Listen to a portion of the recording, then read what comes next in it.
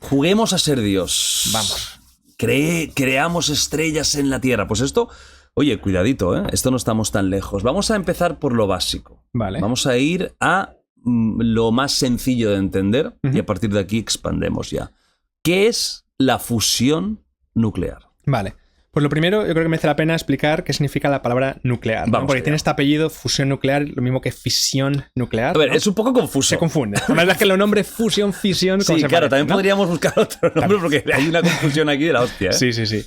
Pues a ver, la palabra nuclear significa que el proceso involucra el núcleo del átomo, ¿vale? El átomo, la materia, todo está formado por átomos. Los átomos tienen un núcleo donde están los protones y los neutrones, lo que llamamos los nucleones, donde está la mayoría de la masa de este átomo. Y alrededor tenemos electrones, la nube electrónica. Los procesos químicos involucran la reestructuración, reconfiguración de los electrones en formación de moléculas, de iones. Por ejemplo, pensemos la combustión del carbón. Pues es un proceso químico. Lo que no cambia es la entidad del elemento. El elemento sigue siendo carbón, sigue siendo oxígeno, pero lo reconfiguras. Esos son procesos químicos. Los procesos nucleares, en lugar de trabajar con los electrones, trabajamos con los núcleos.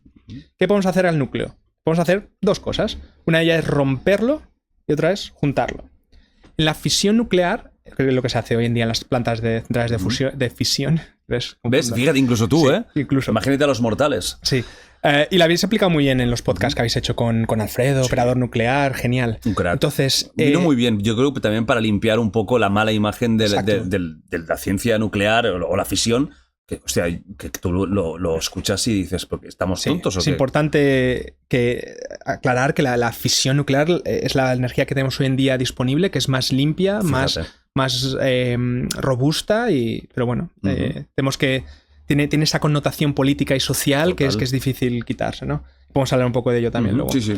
Entonces, lo que podemos hacer con el núcleo es, por ejemplo, romperlo. Decimos, cogemos un núcleo grande, vamos a la tabla periódica de los elementos y decimos, venga, cogemos núcleos con muchos protones y neutrones. El uranio, el plutonio, el torio.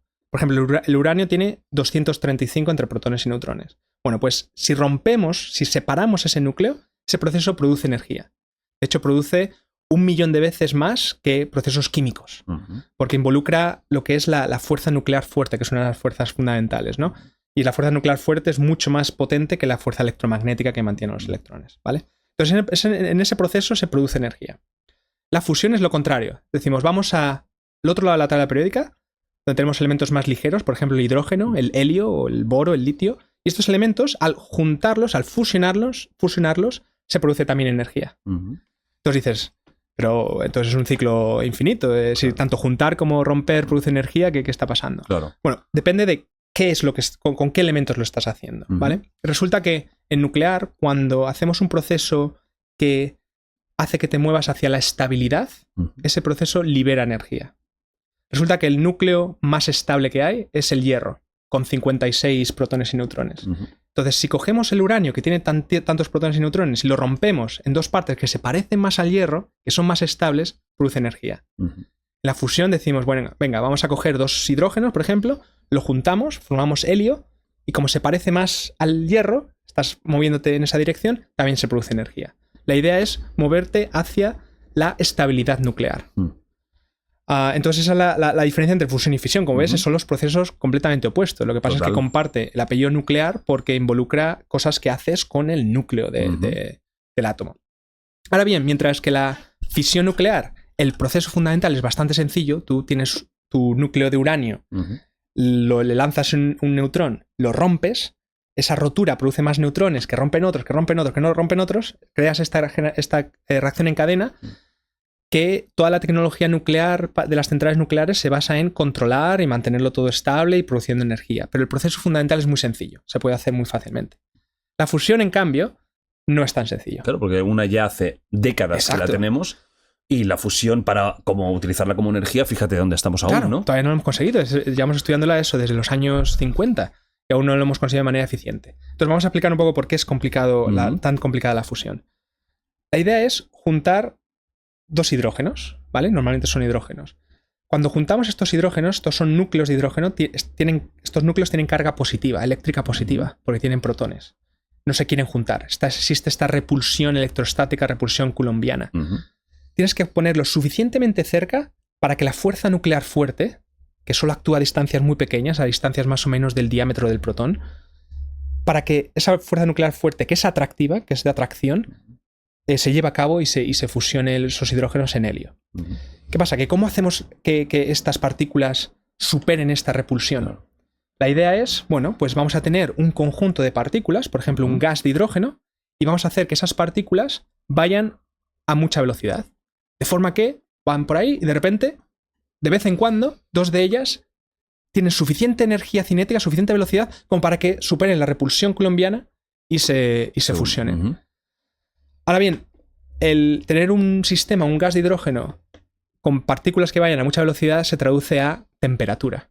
De hecho, la temperatura de un fluido, de un gas, de un líquido, es una medida de la energía cinética de sus partículas, de la velocidad de sus partículas. Entonces, hace los cálculos en fusión y se hace en el primer día de clase de fusión nuclear. Vale, eso es lo básico. Lo básico, y dices, a ver qué temperatura tengo que tener este gas para que las fusiones ocurran de manera razonable, de manera suficientemente probable.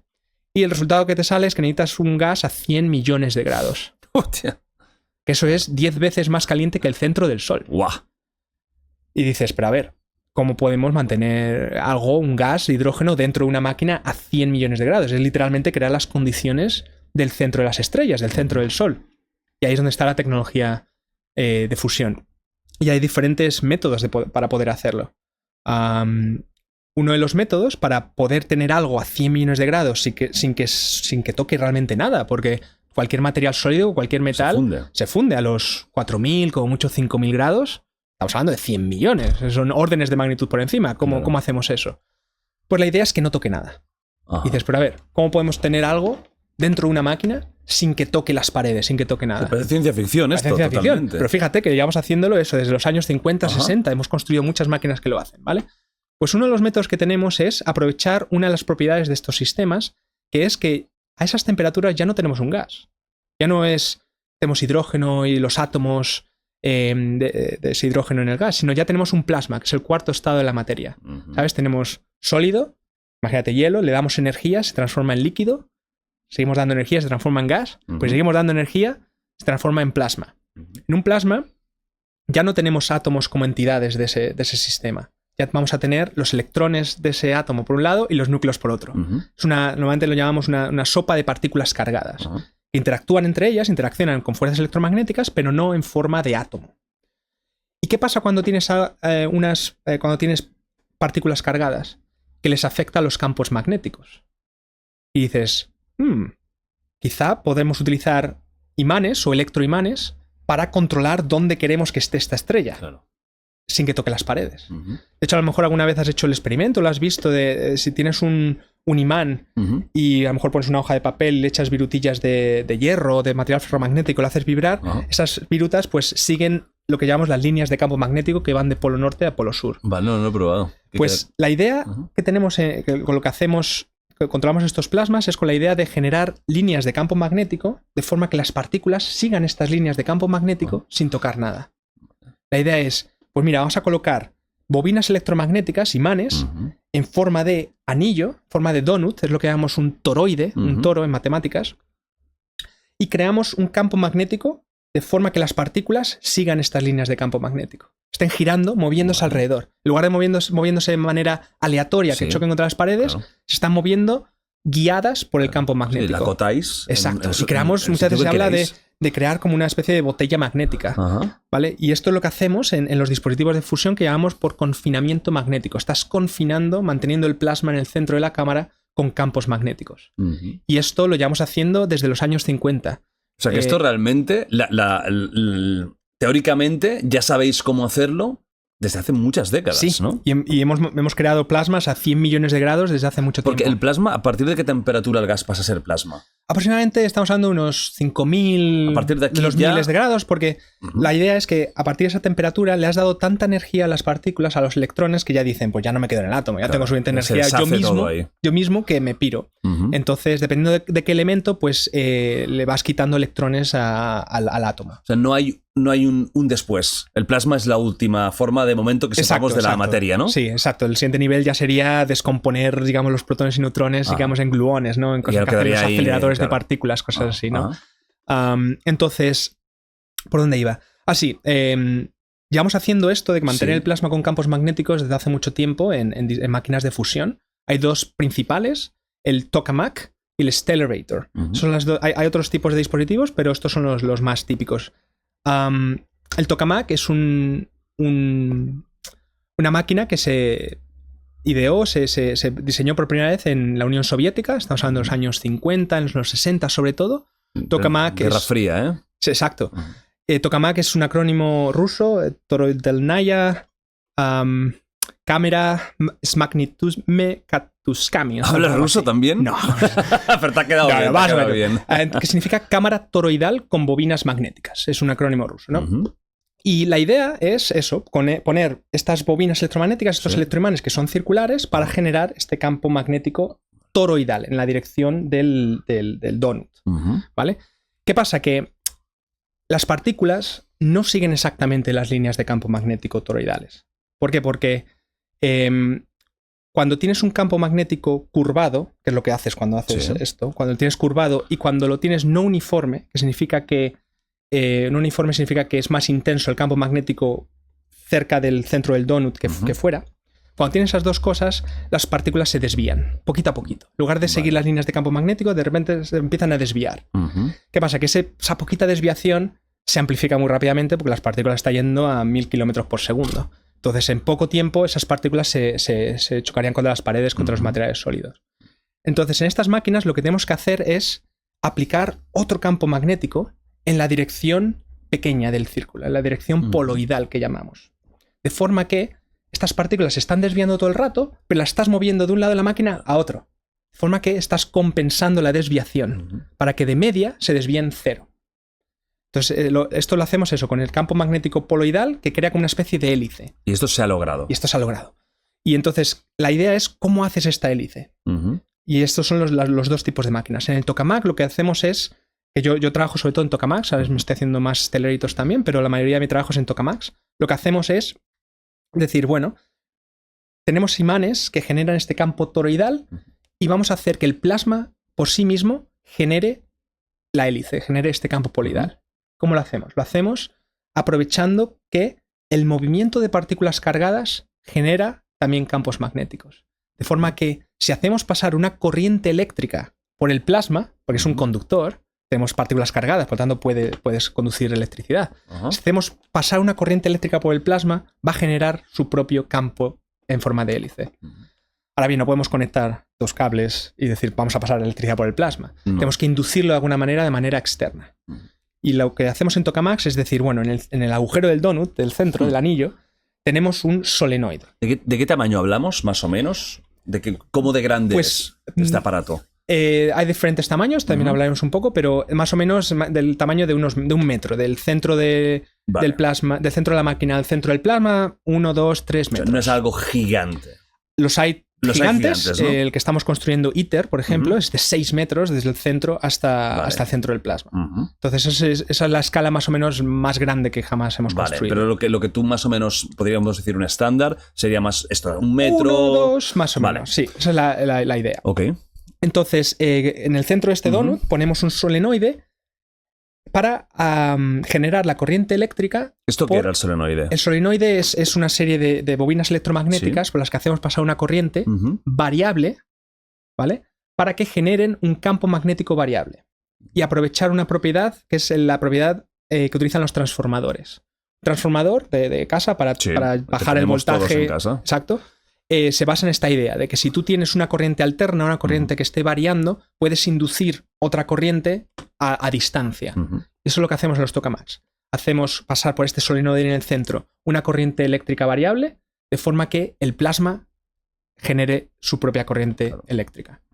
Y así, con esa corriente eléctrica, generamos esta hélice, llamamos transformada rotacional. Y así confinamos el plasma. Vale. Y los tokamaks demostraron que eran muy eficientes para confinar plasmas en los años 60. En el 68 Es una máquina que los científicos soviéticos que la diseñaron, Igor Tamm y Andrei Sakharov, que eran unos físicos que luego les dieron el premio Nobel por otros temas, curiosamente. O sea, que eran unas máquinas, vamos. Sí. A Tamm le dieron por el descubrimiento de la radiación Cherenkov y a Sakharov por un premio Nobel de la Paz, porque luego se dedicó a derechos humanos y temas de ese estilo. Ojo. Pero pues no por el descubrimiento, no por la idea del tokamak, curiosamente. Entonces, de los años 60 se lleva estudiando estos tokamaks y en el 68 los rusos, los soviéticos, en una conferencia internacional mostraron los resultados que estaban obteniendo con esta máquina. Porque en ese momento eso no había salido la información de la Unión Soviética. Sí, había salido, pero poca información. Es decir, que estamos en una guerra fría, una carrera en todos los campos, también científico. La fusión empezó como un programa clasificado militar secreto en los años 50, el 52 más o menos al 58, donde Estados Unidos, la Unión Soviética y el Reino Unido, sobre todo, están investigando cada uno por su lado. Pero ¿qué pasa? Que se dieron cuenta de que sin cooperación, sin colaboración internacional, sin colaboración científica en revistas, en conferencias, pues no iban a llegar a nada. Claro. Y ninguno de los tres países en esos años de los años 50 lograron buenos resultados. Entonces en el 58 decidieron abrir la investigación en fusión. Bueno. Hubo una conferencia de las Naciones Unidas en el 58, llamada Los Átomos por la Paz. ¡Hostia! De hecho, mira, te traigo aquí un sello conmemorativo de esa conferencia. Atoms for Peace. Encontré una colección privada de alguien que tenía sellos así y me moló comprarlo. Con la buena fama que tienen los átomos para la paz, ¿eh? Que se lo digan a Hiroshima y Nagasaki. Exacto. ¿eh? No, pero claro, pero esto es post Hiroshima y Nagasaki, ¿no? Estamos hablando del 45 al 58. También entiendo que se intenta de alguna forma limpiar la imagen de que no todo lo atómico tiene que ser destructivo, ¿no? Que es como que seguro que mucha gente con el pánico nuclear pensaba en ese momento. Exacto. Entonces, en el 58 decidieron abrir la investigación y empezaron a colaborar. Pero claro, cada país pues tenía su propio tipo de máquina que estaban investigando más. En Estados Unidos... ¿Pero los soviéticos eran los que estaban liderando la carrera en ese momento? Fíjate que en ese momento sí, en los años 60, de repente en el 68, en esta conferencia, de repente presentaron estos resultados y mostraron que el tokamak, esto que habían diseñado, era 10 veces más eficiente que todo lo demás. Wow. Había conseguido por primera vez los creo que era 10 millones de grados, lo que llamamos en física un kiloelectronvoltio.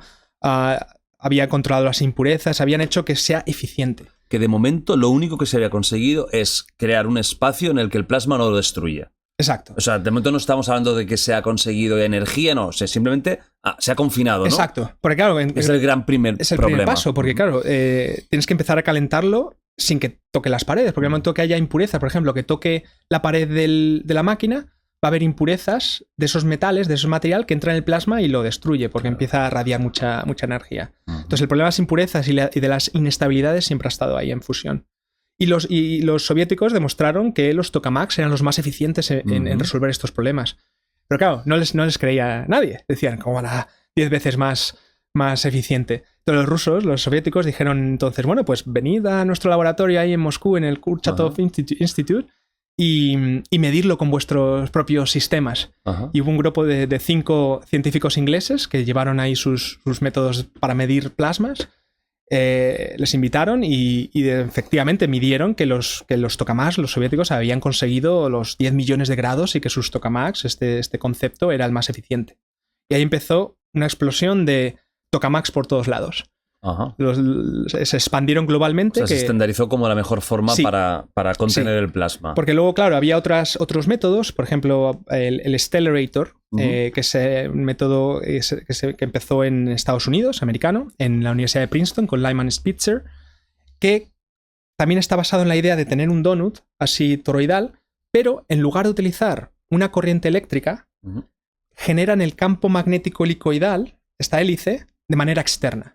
Porque dice los que trabajan en Stellarator, dice, bueno, yo me quiero quitar de los problemas que tienen los tokamaks con la corriente eléctrica, que podemos hablar que hay algunos retos todavía que resolver. Los que diseñan Stellarators lo hacen todo de manera externa. De forma que si a lo mejor has visto alguna imagen o podemos buscarlo luego, los Stellarators tienen unas bobinas electromagnéticas, unos electroimanes súper súper complejos en 3 dimensiones. ¿Por qué? Porque tienen que generar este campo magnético tanto toroidal como poloidal por ellos mismos. ¿Qué pasa? Que la ingeniería y la optimización de estos sistemas siempre ha estado más por detrás de lo que los tokamaks. Y los tokamaks se expandieron en todo el mundo como la forma más eficiente de confinar estos plasmas. A día de hoy incluso. Y a día de hoy se ve que va a ser la primera máquina que va a producir energía neta, que va a ser más eficiente. Para el futuro, más pensando en la comercialización en el futuro, los accelerators tienen unas ventajas que el tokamak no tiene.